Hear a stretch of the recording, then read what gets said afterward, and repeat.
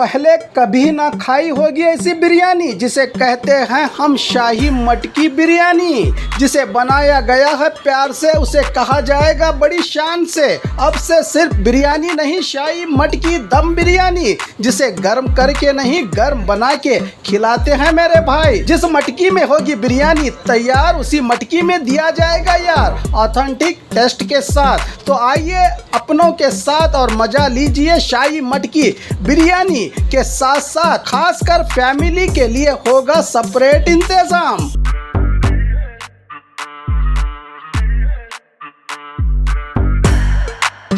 बाग मारे chicken corner, opposite bus stand Bijapur. कैसा है? ಸೂಪರ್ ಆಗಿ super super super by super biryani ತುಂಬ ಚೆನ್ನಾಗಿದೆ. ಫಸ್ಟ್ ಟೈಮ್ ಟೇಸ್ಟ್ ಮಾಡ್ತಾ ಇದ್ದೀವಿ ಬಿಜಾಪುರಿಂದ. ನಾವು ಬೆಂಗಳೂರಿಂದ ಬಂದಿರೋದು. ಬಸ್ ಸ್ಟ್ಯಾಂಡ್ ಹತ್ರ ಇದ್ದ ಬಂದ್ವಿ. ಮಾರ್ನಿಂಗ್ ಒಳ್ಳೆ ಬಿಸಿ ಬಿಸಿ ಮಡಿಕೆ ಬಿರಿಯಾನಿ ಕೊಟ್ಟಿದ್ದಾರೆ. स्वागत है आपका बी न्यूज़ नेशन में। मैं हूं आबिद हुसैन शेख। स्लम एरिया के बदले पक्के मकान, एमएलए यत्नाल का वादा। बीजापुर में सीएम बोम्माई के आगमन की तैयारियों की सभा में सिटी एमएलए बसनगौड़ा पाटिल यत्नाल ने कहा कि स्लम एरिया में झोपड़ियों के मकान नहीं होंगे, उसके बदले शहर भर में पक्के 4000 मकान बनाने का निर्माण करके स्लम की अभिवृद्धि की जाएगी। उन्हें कोई स्लम नहीं बल्कि डेवलपमेंट कॉलोनी के नाम से पहचान मिलेगी।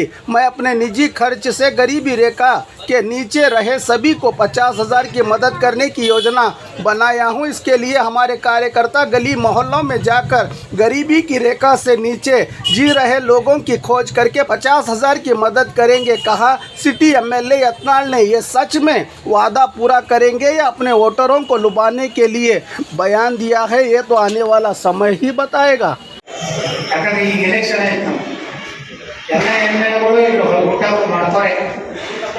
ಮಾಡ್ಕೊಂಡು ಎಲ್ಲ ಕಡೆ ನೋಡಬೇಕಾದ್ರೆ ಟ್ಯಾಕ್ಸ್ಗಳು ಒಂದು 6 ಲಕ್ಷ ರೂಪಾಯಿ ಹೆಚ್ಚಾಗ ಎಲ್ಲ ಕಡೆ. ಇನ್ನು ಮುಂದೆ ನಿಂದಿರುವಂಥ ಜೀವಂತ ನಾಯಕರು ಪಕ್ಷೇತರ ನಿಂದಿರೋರು ಆಚರೋಣ. ಜೀವಂತ ನಾಯಕರು ಹಿಂದೆ ಎಮ್ಎಲ್ಎ ಅಭೂತಪೂರ್ವ ಕೆಲಸ ಮಾಡಿದಂಥವ್ರು ಆಚರೋಣ. ಈ ಸಲ ನನ್ನ ವಿಷಯ 13 ಐತಿ. ನಾ ವಿಚಾರ ಮಾಡೀನಿ ಈ ಸಲ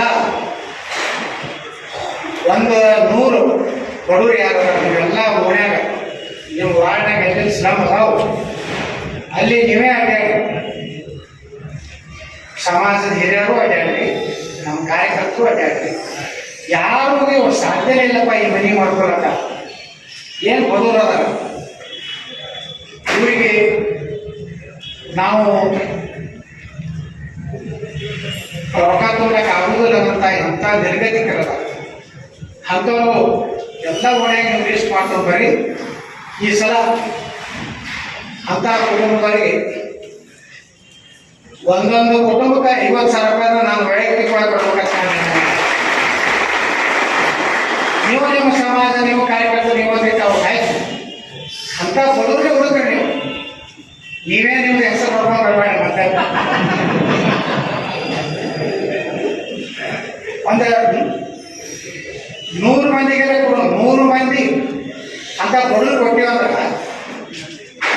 ಆ ಸ್ಲಮ್ದವ್ರಿಗೆ ದುಡಿದು ತಿನ್ನುವಂತ ಭಾಳ ಜನ ಅದಾರ. ಪಾಪ ಮನೆ 3-4 ಮಂದಿ ದುಡಿತಾರ.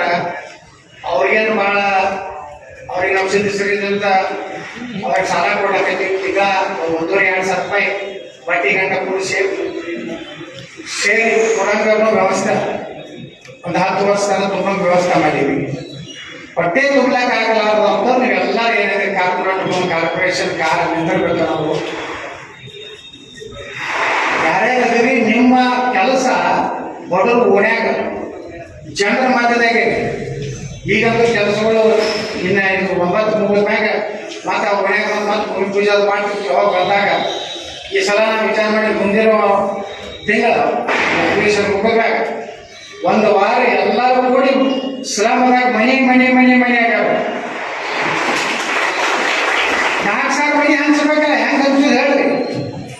ಆ 4,000 ಮನೆ ಹಂಚ್ಬೇಕಾದ್ರೆ ನಾವು ಮನೆ ಅಂತೇಳಿ ಅವ್ರು ರೊಕ್ಕ ತುಂಬಿಸಿ ಅವರಿಗೆ ಮನೆ ಕೊಡಿಸ್ಬೇಕು. 25% ಬಂದವ್ರಿಗೆ 55-60,000 ರೂಪಾಯಿ ತುಂಬಬೇಕು. और खबरों के लिए देखते रहिए बी न्यूज़ नेशन।